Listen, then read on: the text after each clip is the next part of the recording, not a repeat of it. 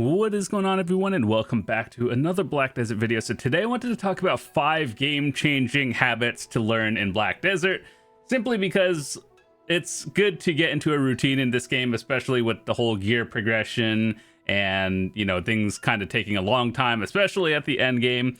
But it's something that I wanted to talk about because, you know, people burn out of the game and people just feel like they get lost because they don't know what to do next. I get a lot of questions daily on how to do this and everything. So with that said, I wrote down 5 tips. I probably have a lot more, but for the sake of keeping a video not too long, 5 different things that people should learn going into Black Desert that will probably help you overall, and just stuff you should learn that's different compared to other MMOs. So in no particular order, number 1 I wrote down is start setting routines for your goals and whatever you're doing daily in this game. So no matter what you're doing, whether you're a PvEer, PvPer, life skiller, I think it's a good idea to set like a daily routine if you're playing this game. And I understand that some people play more than others in this game. Like, let's say you get off work, you only play an hour or 2 a day, or some people just play 12 hours a day. It's always good to just find something you enjoy doing and then keep doing it.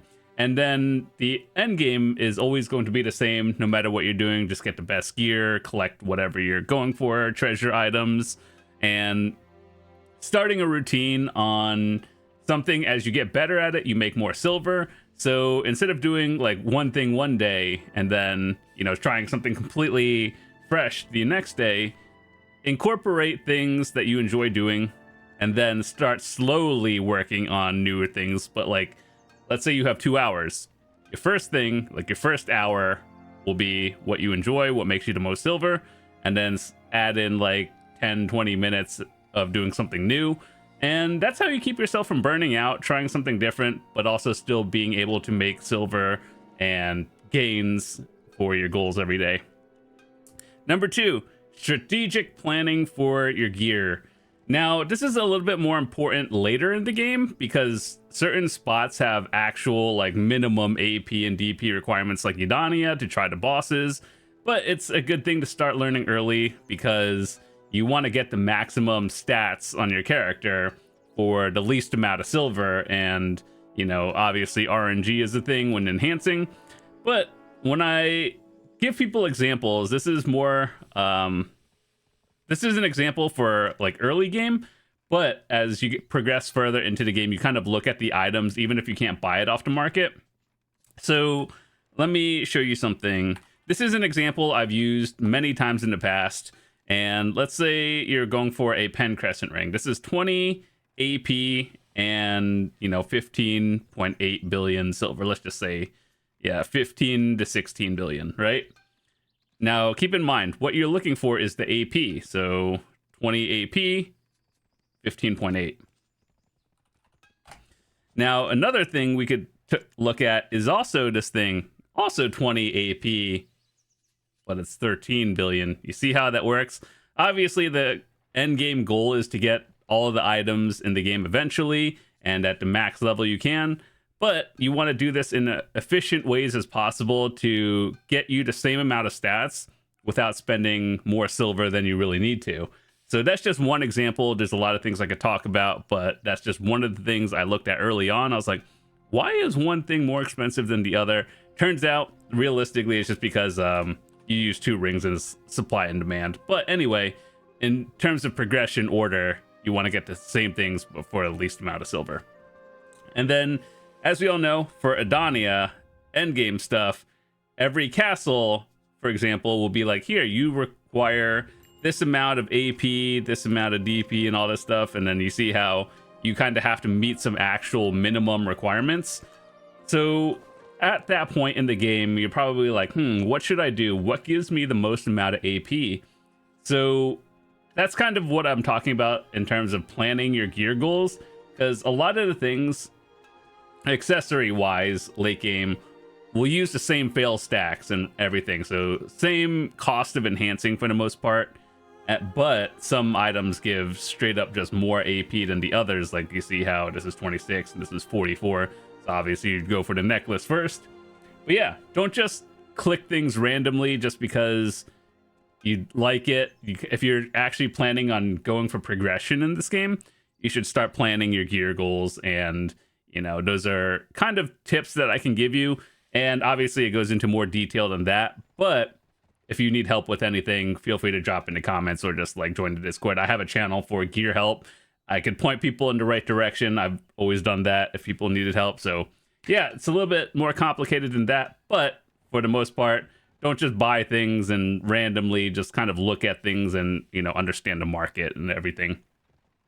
So number 3, that kind of goes into what we were just talking about, learning the central market. Now, this is not really a Black Desert specific thing. It's kind of like any game that has some sort of market system in the game. Obviously, the people who know how to use it and how to actually read the market will always do better, just because this game is an event-driven economy. So like if you look over here, you'll see all the events going on in the game. So for example, hey, we have an RBF event that gives elixirs and stuff weekly. These are probably going down in price a little bit. Well, maybe some of these are. And then if you need them, now is probably the good time to stock up on them. People who are, you know, retagging and learning new characters, you just one fuel, you retag, and then all the things that they give you from various events. So that's what I mean by event-driven economy. And so, like, as we all know, the Olvia Academy started recently. This is going to be one example. And with that being said, with that being introduced in the game, the price of Blackstar is super tanked. If you're at that stage in the game where you need one, it's probably better to just buy one if you still need any left over at this point. And learning the market of what trends and notable items are going up and down in price will help you plan your goals and your gear faster, kind of like what we just talked about. And I have a video series called Window Shopping, and at the start of every month, I like to look at all the notable items. I'll leave a link in the description to the series, and you guys can see like what are the notable items in this game and what have the prices trended up or down. So I think it's always good to look at. So just make sure to learn the market in this game. It takes quite a bit to understand, but as you play the game more, you'll start to notice a trend of what items are more like rare, what should you get, and just look at those things. The next thing I want to talk about is don't wait until the last moment to do all the events.